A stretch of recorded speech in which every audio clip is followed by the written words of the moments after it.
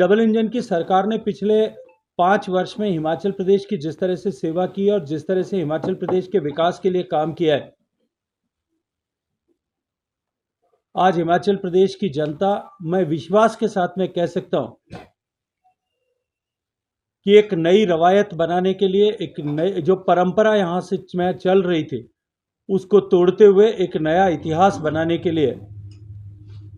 एक बार फिर भारतीय जनता पार्टी की सरकार बनाने का पक्का मानस बना चुकी है, अपना संकल्प व्यक्त कर चुकी है।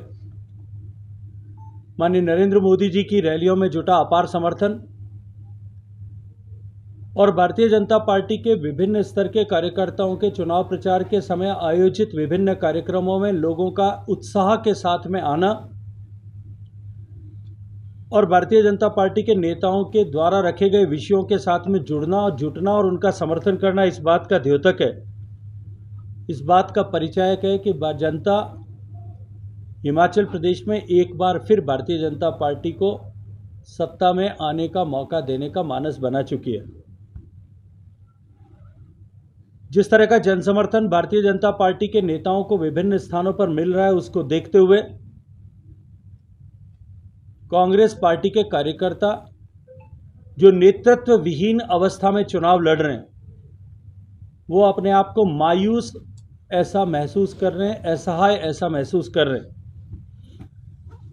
कांग्रेस के वरिष्ठ नेताओं की ने जिस तरह से हिमाचल प्रदेश से दूरी बनाई है और कांग्रेस पार्टी के वरिष्ठतम नेताओं में से एक जिस तरह से इस चुनाव के रणांगन से दूर, हजारों किलोमीटर दूर फोटो और सेल्फी खिंचवाने में व्यस्त है, कुछ सेहत का नाम लेकर के, कुछ किसी दूसरे कारण से जिस तरह से हिमाचल प्रदेश आने से बच रहे हैं, उसको देख करके आने वाले परिणामों की आकलन आसानी से किया जा सकता है। कांग्रेस पार्टी के शीर्ष नेतृत्व की ये उदासीनता कांग्रेस पार्टी की इन चुनावों को लेकर के जो गंभीरता है उसकी भी परिचायक है कि हिमाचल प्रदेश में 8,50,000 से ज़्यादा घरों को पीने का पानी मिलना जो है नल के माध्यम से मिलने लगा है।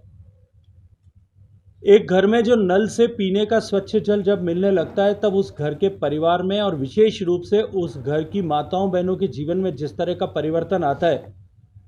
भारतीय जनता पार्टी जहां अपने विकास के कामों के आधार पर इस चुनाव के मैदान में है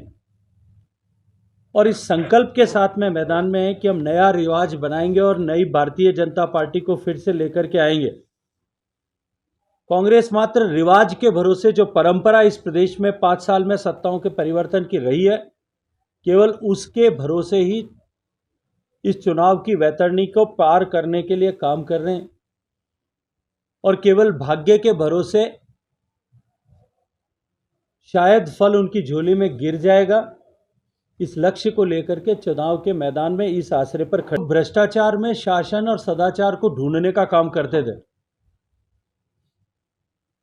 कांग्रेस ने सत्ता में रहते हुए जिस तरह से हिमाचल प्रदेश का स्पेशल स्टेटस छीना, जिस तरह से इंडस्ट्रियल पैकेज उस समय में छीना गया, भ्रष्टाचार के माध्यम से केवल अपने घरों का सिंचन जिस तरह से किया गया, कांग्रेस का स्वभाव जो देश भर में चिन्हित हुआ है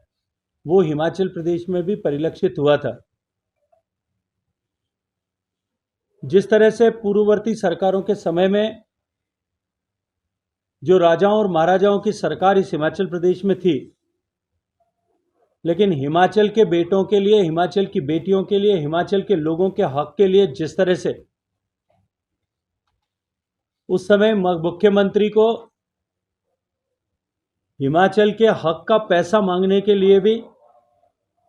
दिल्ली में बैठे सत्ताधीशों और पार्टी के बिना किसी पद पर बैठे लोगों के सामने भी,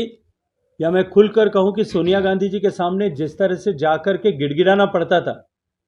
उसके उलट नरेंद्र मोदी जी की सरकार में एक नई रवायत, नई परंपरा प्रारंभ हुई और प्रदेशों की सरकारों को, देश के अन्य प्रदेशों की तरह ही हिमाचल प्रदेश की सरकार को भी जितना मांगा है उससे अधिक धनराशि भारत सरकार की तरफ से माननीय नरेंद्र मोदी जी ने दी है। कांग्रेस का हमेशा से जो नारा रहा है, लटकाना, अटकाना, भटकाना, नए वादे लेकर के, नए नए सब्ज-बाग दिखा करके मतदाताओं को आकर्षित करने का ढोंग जिस तरह से राजस्थान में 2018 के चुनाव में किया गया था, बेरोजगारों को बेरोजगारी भत्ता देंगे, किसान का 100% कर्जा माफ करेंगे, इस तरह के लोक लुभावने वादे लेकर के सत्ता में आने के बाद, और मुझे स्मरण आता है वो दिन जब 18 के चुनाव में कांग्रेस पार्टी के मुखिया, तत्कालीन राष्ट्रीय अध्यक्ष राहुल गांधी जी जब 1 से 10 तक की गिनती राजस्थान के लोगों को बताते थे और ये कहते थे कि 10 दिन में राजस्थान के किसान का संपूर्ण कर्ज माफ होगा, 10 दिन में हर बेरोजगार को बेरोजगारी भत्ता मिलने लगेगा। लेकिन आज भी राजस्थान का किसान जो है कर्ज के चलते आत्महत्या करने को मजबूर है। किसान का कर्जा माफ नहीं हुआ, वो अपने आप को ठगा हुआ महसूस करता है और उसके विपरीत सबसे ज्यादा महंगी बिजली, सबसे ज्यादा महंगा डीजल, सबसे ज्यादा महंगा पेट्रोल खरीदने को किसान और किसान का बेटा मजबूर है। और वहीं उसी राजस्थान के मुखिया यहां आकर के और राजस्थान के सुशासन की गवाही देते हैं। कांग्रेस पार्टी के उन सब्जबाग जो राजस्थान में वादे पूरे नहीं कर पाए थे, उन वादों को यहां ला करके दोहराने का प्रयास करते हैं। जो राजस्थान आज कांग्रेस की शासन के तहत देश की रेप कैपिटल बन गया है, वो यहां आकर के कांग्रेस के माध्यम से कांग्रेस की सरकार के माध्यम से सुशासन देने का वादा करते हैं। ओल्ड पेंशन स्कीम का सब्जबाग दिखा करके वहां एक भी व्यक्ति को अब तक बेनिफिट न मिलने के बावजूद साथ साथ ही ओपीएस से किस तरह से अधिकतम लोगों को कम किया जाए, इस तरह का षड्यंत्र रचने वाले यहां आकर के ओपीएस का नारा देकर के जो है लोगों को वोट लेने के लिए हिमाचल प्रदेश के देवभूमि के भोले वाले लोगों को भ्रमित करने का प्रयास करते हैं।